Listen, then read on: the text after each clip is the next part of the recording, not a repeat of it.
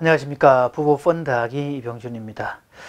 자, 저는 아마 이 내창기 통해서 기타가 반맥이 준다, 뭐 이런 이야기를 한 적이 있는데요.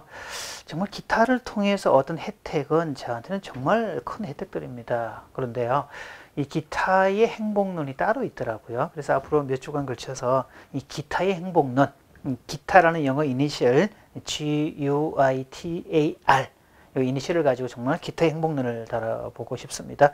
오늘은 기타의 첫 글자 G니까 그것도 영어가 아니고요. 지독한 기본기에 충실하라. 이런 이야기를 드리고 싶습니다.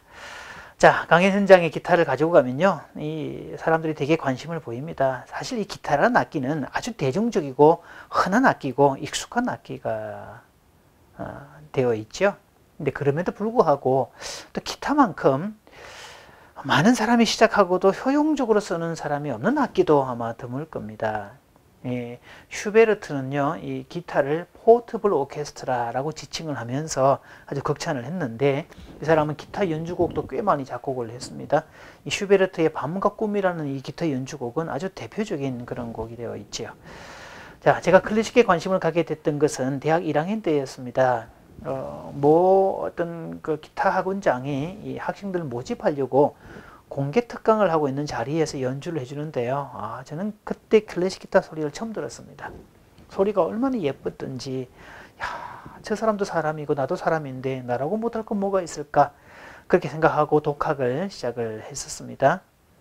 자, 그렇게 어쨌든 동기가 어쨌든 사람들이 되게 많이 시작을 하는 건데요. 시도하는 사람에 비해서 효용도가 낮은 것은 왜 그럴까? 아마 이게 지독한 기본기의 부족이 아닐까 싶습니다. 근데 기본기를 다룰 때 일단 명심을 할 것은요, 악기를 배우는 목적을 분명히 하셔야 됩니다. 기타도 연주를 할 건지 반주를 할 건지. 자, 연주는 말 그대로 기타 자체의 음색을 이용해서 가는 클래식 쪽이겠고요. 반주는 우리가 일반적으로 말하는 포크 개념이겠죠. 이 기타와 어울려서 이 한국 사람들이 가장 자식들에게 많이 가르치는 악기가 피아노인데요. 피아노도 투자된 시간에 비해서 활용도는 그렇게 높지 않아요. 제가 왜 그런가 제가 살펴보았더니 대부분 과정이 연주자 과정입니다.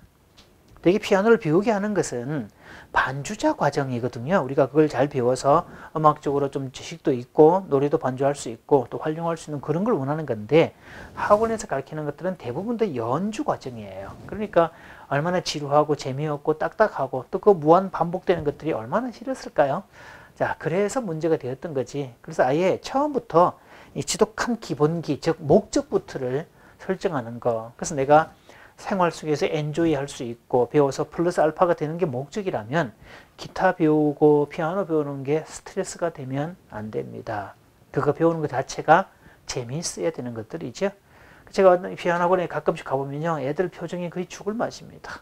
뭐 바이엘, 체르니, 뭐 하농, 무슨 소나티네 뭐 이렇게 계속 가는 그런 과정들인데, 물론 그 중에 재능이 있고 전공할 아이들은 뭐 또 그 따라가겠지만 보통 사람들은 쉽지 않다는 거죠. 자, 그래서 기타의 기본기, 또 악기의 기본기는 스케일이라고 말하는 음계가 되죠.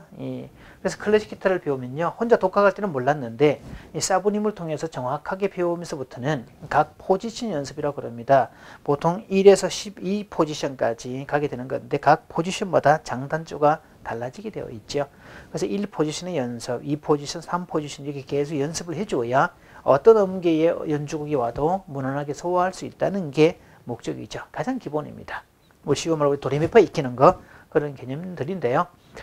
자, 대개 포지션 연습은 그 사람이 매일 수련을 하고 있는지 아닌지도 판단할 수 있는, 심지어는 전공 교수님도 그 학생의 실력이 떨어졌다 판단할 때는 너 포지션 연습 안 하지?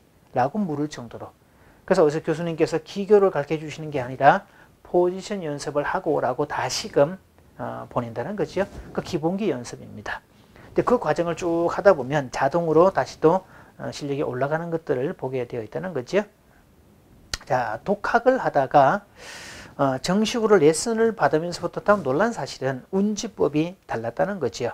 자, 보통은 이렇게 누르게 되면요, 한 손가락씩 누르게 되는 건데 이 독일식 스타일은 이거를 3개를 동시에 누르라는 거죠.